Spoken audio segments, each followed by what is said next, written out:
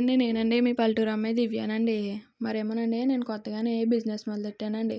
అదేంటంటేనండి మన పల్లెటూరు రుచులండి బాబు.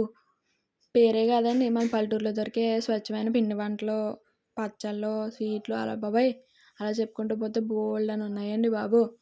అసలు విషయం ఏంటంటేనండి ఇయాల పొద్దున్నుంచి ఆర్డర్‌లు వస్తానే ఉన్నాయండి ఆఫ్‌లైన్‌లోని. ఇప్పటిదాకా ఆన్‌లైన్‌లో చేయలేదండి. ఇప్పుడు ఆన్‌లైన్‌లో చేస్తున్నాం. ఆఫ్‌లైన్‌లో వచ్చాయండి. అర కేజీ బెల్లం కావాలండి.